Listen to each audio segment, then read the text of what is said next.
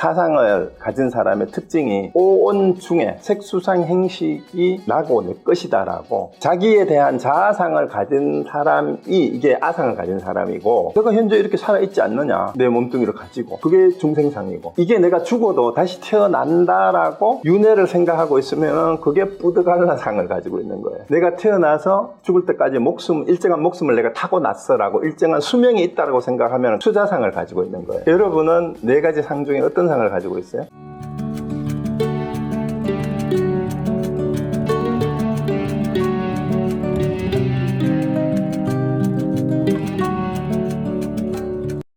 근데 그 답이 왜냐하면 사상이 있으면 보살이 아니기 때문이다, 이렇게 번역을 했어요. 이렇게 이제 설명을 하고 있어요. 그래서 이 부분에 대한 이해가 되지를 않으면 금강경을 뒤로 진도가 나가도 이해를 할 수가 없어요. 그래서 이 부분만 이해가 되면 금강경뿐만이 아니라 대승의 모든 경전이 그리고 선불교에서 말 아닌 말이라는 둥 이제 어떤 것이 부처입니까 하니까 말은 똥막대기라고 하는 말들이 사실은 이 부분을 이해를 하면 저절로 이해가 다 돼요. 그래서 대승의 가장 바른 가르침이라고 대승 정종이라고 얘기를 했습니다. 자, 그러면 설명이 좀 길어지는데 일단 사상이 뭔지부터 일단 한번 봐야 됩니다. 봅시다. 금강경에서 말하는 사상을 여기 서로상자는 구마라집바는 서로상자를 썼고요. 이제 현장이나 다른 사람들은 요 생각상자를 썼어요. 밑에 마음심방변을 넣어서. 근데 저는 개인적으로 결론부터 말씀드리면 구마라집바보다 뒤에 마음심자를 넣는 상자를 쓰는 게 원문의 뜻에 더 가까워요. 한자 뜻으로도 그렇고 이제 그러니까 왜 그런지 한번 봅시다. 그러면은 이제 사상에서 아트만이에요. 아트만은 원래 뜻이 호흡이라는 뜻이고 자아, 실체 이런 뜻을 같이 가지고 있는 게 아트만이고, 사트바가 이제 중생이라고 번역을 했는데 살아서 살아서 몸뚱이를 가지고 살아있는 생명이라는 뜻이에요. 살아있는 존재. 이게 이제 사트바고, 지화는 영혼이라고도 번역을 많이 하는데 우리가 자이나교에서 제일 중시하는 게 자이나가 이 지바에서 온 거잖아요. 생물들의 생존을 유지시키는, 그러니까 우리가 육신이 여기 있잖아요. 육신이 있는데 이 육신을 있게 하는 그 실체가 지바라는 거예요. 그거를 이제 기독교에서도 이걸 영혼이라고 하잖아요. 영육혼 이래가지고. 그러니까 영과 혼이 다르다고 이제 얘기를 하기도 하고 그러는데, 이게 현재 육신과 관련된 생명이나 목숨의 주체, 실체, 그게 지바예요. 이걸 영혼이라고도 번역을 하기는 해요. 근데 뿌드갈라는 이게 좀 특별한 건데요. 우리 흔히 윤회설을 자꾸 얘기를 할 때 윤회하는 주체가 있어야 윤회라는 말을 할 수가 있잖아요. 당연히 윤회한다 그러면 윤회하는 주체가, 왜냐면 우리가 죽어서 이제 윤회설을 믿는 사람 상식적으로 얘기하면 죽어서 짐승도 되고 하늘에도 가고 지옥에도 간다는데 그 모양은 바뀌는 거잖아요. 그 육신의 모습은 바뀐다면은, 그런데 겉모습은 바뀌지만 그 안에 있는 윤회의 주체가 있을 거 아니냐, 이 생각을 하게 되는데 그 윤회의 주체로 내세운 게 뿌드갈라예요. 이거 어디서 설치부에서 이제 경량부하고 독자부가 떨어져 나간 또 다른 분파인데, 독자부에서 생사 윤회를 설명을 하기 위해서 이전에 왜 기초요리 할 때도 연기설을 적용을 해가지고 윤회설하고 결합을 시켜가지고 3세 양중 인가설이니 이런 걸 막 만들어냈다 그랬잖아요. 이게 윤회에 대한 설명을 하려고 하다가 보니까 윤회 주체를 어떻게든 내세워야 돼요. 그러니까 이거를 새로 내세운 게 뿌드갈라라는 거를 내세웠는데, 이걸 인상으로 번역을 했어요. 구마라집바는. 그런데 심지어는 부파불교의 어떤 부파는 이런 주장까지 했대요. 이제 책에 보니까, 초기 불교의 경전에는 오온을 나라고 생각하는 것이 착각이니까 오온은 나라고 할 만한 것이 없다. 지난 시간에도 그 얘기하고, 기초불교 할 때 계속 얘기하잖아요. 그러면 어떤 부파는 뭔 주장하면, 그럼 오온은 나가 아니라고 했으니까 오온이 아닌 거, 그거는 나가 아니라는 말씀을 부처님이 안 했으니까 오온이 아닌 거는 나라고 해도 되는 게 있지 않겠느냐, 이런 식으로 또 생각을 하는 거예요. 그러니까 참 생각도 여러 가지 하죠. 생각을 하다 보면 그쪽으로 그렇게까지 생각이 되는가 봐. 부처님은 오온이 나가 아니라고 했으니까, 그럼 오온이 아닌 다른 어떤 것이 나가 있을 거 아니냐, 이렇게 의심을 하고 또 그런 주장을 하는 부파도 심지어 있었다라는 거죠. 근데 사실은 부처님이 초기 경전에서 많은 본문을 설하고 니까야가 뭐 팔만대장경이 있지만 부처님이 그 니까야도 그 얘기가 나오잖아요. 제자한테 이제 숲속을 걷다가 숲속에 낙엽이 수북이 쌓인 걸 보고 낙엽을 한 줌 손에 들고 묻잖아요. 내 손에 있는 낙엽이 많으냐, 저 숲속에 떨어져 있는 낙엽이 많으냐, 이렇게 얘기하니까 당연히 어때요? 부처님 손에 들었는 낙엽이 훨씬 숫자가 작죠. 숲속에 쑥 쌓여있는 다른 낙엽보다. 그래서 부처님 그러잖아요. 당연히 세존이시여, 저 부처님 손에 들고 있는 낙엽 숫자보다는 저 숲속에 떨어져 있는 낙엽 수가 훨씬 많습니다. 그러니까 이와 같다. 나의 설법은 내 손에 있는 낙엽 정도밖에 안 되고 내가 설하지 않은 법이, 진리가, 가르침이 저기 숲속에 널린 낙엽만큼이나 많다라고. 결국 부처님이 평생을 80세까지 깨닫고 나서 한 40년을 설했지만 40년 넘게 그 숲속에 있는 한 줌의 낙엽 정도밖에 안 된다라는 그 얘기예요. 그러니까 그 이후에 부파불교에서 자꾸 이런 것들을 해설하는 과정에서 부처님이 설하지 않은 것 중에도 진리가 있다고 했으니까 그러면 뭔가 윤회의 주체가 있어야 되지 않느냐 이런 의심을 자꾸 하고 했는데 그 의심을 하는 사람들이 뭐예요? 의심의 실체가 결국은 아상을 버리지 못했기 때문이에요. 왜냐하면 내가 생각하고 있는 주체가 있다라는 생각을 자꾸 하는 데에서 나는 뭔가 다른 생각을 자꾸 해내면서 그게 다툼의 원인이 되잖아. 그러니까 모순이 되거나 망상을 취하게 되면서 다툼이 시작이 돼요. 그러니까 잘못된 생각을 내 생각이 옳지 않을까라고 생각하는 데에서 아니면은 그 의심을 하는 게 뭐냐 하면 우리가 그 궁극적인 문제에 대한 대의심이 아니라 부처님이 설하지 않은 것 가운데 이런 거는 혹시 이렇게 해도 되지 않을까 뭐 이런 의심을 하는 사람들이 자기 모순에 빠져서 자기 주장을 하게 되면 그것이 다툼과 분쟁의 원인이 되는 거고 부파불교는 그런 상황이 있었다라는 얘기. 이 부두갈라를 내세우는 게 어쩌면 상징적인 그런 거예요. 근데 이런 의미인데 이제 원문의 뜻을 보면 그런데 이거를 이제 번역하는 게 너무 전부 각각 이렇게 번역을 했어요. 여기 한번 잘 보세요. 산스크리트 원문은 요거야. 이제 요게 이제 뒤에 산즈냐가 붙으니까 아트마 산즈냐, 부두갈라 산즈냐, 사트바 산즈냐, 지바 산즈냐 이렇게 됐는데 구마라집바는 요거를 아인 중생 수자상으로 이렇게 번역을 했는데 현장은 거기 보세요. 한문을 잘 보시면 아상을 서로 상자를 안 쓰고 생각 상자를 썼고 부두갈라를 인상으로 번역하지 않고 이게 번역하기가 어려웠던가 봐. 훨씬 후대에 현장에 번역을 했어요. 구라마집법은 한 200-300년 뒤에 번역을 했는데도 불구하고 현장은 원문을 그냥 썼어요. 소리 나는 대로. 소리 나는 대로 썼다는 이유가 뭘까요? 왜 불경을 번역하는데 뜻이 왜곡이 될까봐 번역하기 어려운 거를 억지로 번역하지 않는다라는 원칙이 있잖아요. 다라니 같은 게 대표적이잖아. 그래서 이 부두갈라를 현장도 몇백 년이나 지났음에도 불구하고 인상으로 번역한 것이 뭔가 문제가 있다, 오해의 소지가 있기 때문에 원문으로 그냥 번역한 거예요. 보트가라라고 그냥 부두갈라를 소리 나는 대로 적어준 거죠. 그리고 중생은 이제 일체 생명이 있다라는 생각이니까 유정이라는 말로 표현, 오히려 이제 원문에 가까워요. 이것도 유정이라고 번역한 게. 이건 또 통용이 되죠. 그 다음에 수자나 명자나 그게 좀 비슷해요. 목숨이 있다라는 생각. 이게 지바에 대한 생각인데, 영역도 전부 각각이에요. 한번 보세요. 꼰체하고 레드파인이 자는 아트마는 셀프로 번역을 했는데, 부두갈라는 콘체는 퍼슨으로 번역을 했어요. 요거는 영어를 보고 구마라집배 한문본을 보고 그대로 번역한 거하고 똑같아요. 그러고 레드파이는 이걸 거꾸로 소울이라고 번역을 했고요. 그 다음에 사트바에 대해서는 비잉으로 똑같은데 이제 또 콘체는 지바는 리빙 소울로 번역을 했어. 그 레드파이는 부두갈라를 소울로 번역을 했고 그 다음에 여기서는 라이프로 번역을 했어요. 자, 그래서 어떤 사람은 그렇게 얘기를 하죠. 뭐, 이제 한문 경전보다 영어 경전을 보면 더 쉽다 그러는데, 문장은 더 쉬울 수 있죠. 근데 이런 핵심적인 번역을 보면은, 이거 본다고, 이게 이해가 됩니까? 영어로 본다고?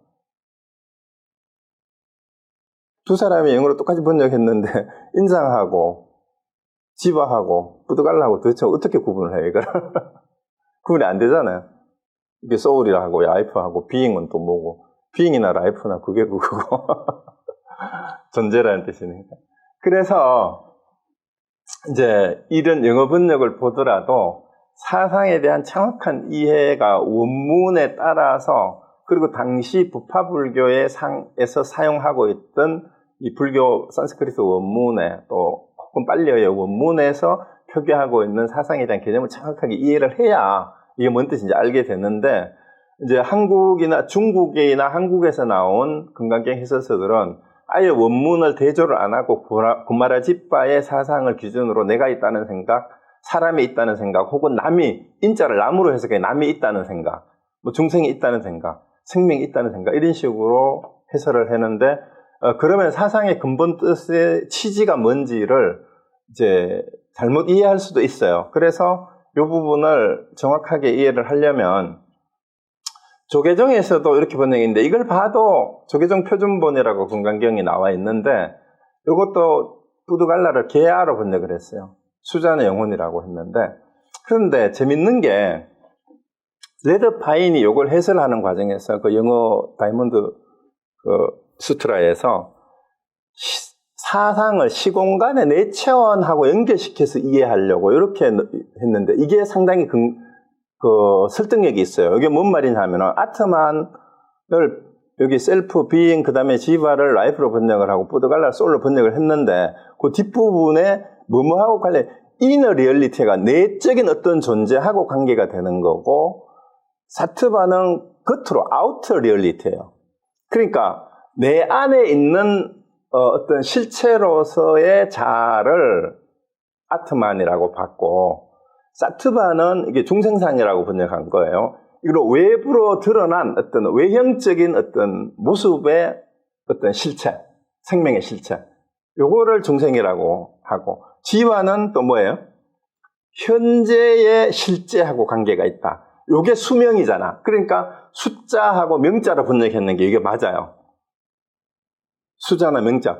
그러니까 우리가 인간이 태어나서 죽을 때까지 일정한 수명을 가지고 있잖아요. 그 수명을 가지고 있는 어떤 그 수명의 실체, 그거를 지바라고 해요. 태어나서 죽을 때 가지고 있는 그 수명, 목숨. 그러니까 수자하고 명자로 번역했는 거는 상당히 원문에 가까운 것 같고, 그 다음에 뿌드갈라가 윤회의 주체라고 이렇게 번역을 했잖아요. 그 복잡해서 내세운 거라 그랬잖아요. 그러니까 이거는 과거나 현재의 어떤 실체하고 관련된 어떤 실체, 이게 뿌드갈라인데 이게 맞아요. 이게 윤회의 주체라고 번역을 했으니까. 이게 레드 바이는 정확하게 이 네 개를 영어로 풀이를 했지만 이해를 하고 이걸 번역한 것 같아요. 그러니까 자, 그러면 한마디로 뭉뚱그려서 뭘 얘기를 하는가 하면은, 아상이라고 하는 것은 내가 있다라고 생각하는 사람이 나는 인간으로서 현재 살아있는 존재다. 이게 인상이에요. 그리고 생사윤회를 하는 삶을 이제 현재 살아있는 존재라는 거는 내가 이제 중생이라는 뜻이 되고, 그리고 생사윤회를 하는 삶을 내가 가지고 있다. 이렇게 믿으면 이게 인상을 가지고 있는 거고요. 그게 뿌드갈라는 윤회의 주체예요. 그러니까 다시 설명드릴게요. 내가 아상을 가진 사람이라는 말은 뭐냐 하면, 사상을 가진 사람의 특징이 오온 중에 색수상 행식이 나고 내 것이다라고, 이제 자기 암안심, 자기에 대한 자아상을 가진 사람이 이게 아상을 가진 사람이고, 그런 사람이 너가 현재 이렇게 살아있지 않느냐, 내 몸뚱이를 가지고, 그게 중생상이고, 그런데 이게 내가 죽어도 다시 태어난다라고 윤회를 생각하고 있으면 그게 뿌드갈라상을 가지고 있는 거예요. 그런데 내가 태어나서 죽을 때까지 일정한 목숨을 내가 타고났어라고, 일정한 수명이 있다라고 생각하면 그게 뭐예요? 수자상을 가지고 있는 거예요. 여러분은 네 가지 상 중에 어떤 상을 가지고 있어요? 내가 있다고 생각을 하죠? 내가 태어나서 죽을 때까지 수명이, 내가 하늘에 목숨이 달렸고, 어쨌든 우리 평상시에 일상적으로 많이 쓰는 그런 대화잖아요. 명이 인명재천이다 이런 말도 하는데 어쨌든 수명이 있다라고 생각을 하면 그 수자상 가진 거예요. 그 내 몸뚱이가 지금 이렇게 살아있잖아. 이게 내잖아. 이렇게 생각하면 그게 중생상이에요. 근데 이게 내가 죽어서 뭐 천당에 뭐 극락을 가든지 짐승으로 태어나든지 윤회에 대한 생각을 하고 있으면 그게 부두갈라상, 인상을 가진 거예요. 그 인상은 그거예요. 내가 죽어도 다시 태어나는 내라는 게 뭔가 죽어서 어디 가겠지. 이렇게 믿는 사람은 인상을 가진 거예요. 그 인상은 남이 있다는 생각 아닙니다. 사람이 있다는 생각 아니에요. 그래서 한자를 잘못 이해하면은 인상을, 사상을 그렇게 이해하면 안 돼. 결국은 이 네 가지가 뭐냐 하면 아상에서 파생된 아류 아상일 뿐이에요. 중생상이든 인상이든 부두갈라든 수자상이든. 결국은 내가 어쨌든 나라는 존재가 실체가 있어가지고 이게 목숨도 타고나고 있고 윤회도 하고 있고 내가 이 몸뚱이를 움직여가는 생명으로서의 내 살아있는 존재다. 이렇게 생각하고 있는 게 다 이제 아상에서 파생된 네 가지 사상이 포함된 건데 그 뒤에 보면은 무슨 얘기가 나오냐 하면 여기 이 부분을 한번 보세요. 이제 시작이 되는데 그 승열 스님이 해설하는 산스크리트 건강경 공부라는 책이 있어요. 거기에 이 부분을 이렇게 정리를 해놨어요. 생명을 실체로 보려는 견해를 배척한 것이 건강경에서 사상을 부정하는 이유다. 생명을 배척하려는, 생명을 실체로 보려는. 그러니까 테난스파를 생명의 실체로 보든 그 다음에 구체적으로 인중생 수자상을 있다라고 보든 그게 뭐냐 하면 생명에 대한 바라문들의 행위상학적인 관념론에 대한 비판이다. 그때 당시에. 그러니까 이게 이제 이론적으로 복잡하지만 그때 당시에 그 힌두교죠. 바라문교에서도 생명이 이러이러하게 있다라고 얘기하는 이 내용들이 불교하고 융합이 돼가지고 부파불교에 막 들어와서 막 뒤섞이는 거예요. 그런 주장들이. 그래서 뭔가 생명의 실체를 자꾸 이제 관념적으로 영혼이 있다라든가 뭐 이런 걸 자꾸 얘기를 지금도 기독교에서도 그러잖아요. 영과 혼이 뭐 따로 있다라고. 이것이 실제로 있다라고 존재하는 관념적인 그러한 경향에 대한 비판이고 그 다음에 구체적으로 물질적으로 수명을 연장하는 실체가 목숨과 그게 이제 지화예요. 이런 게 실제로 있다.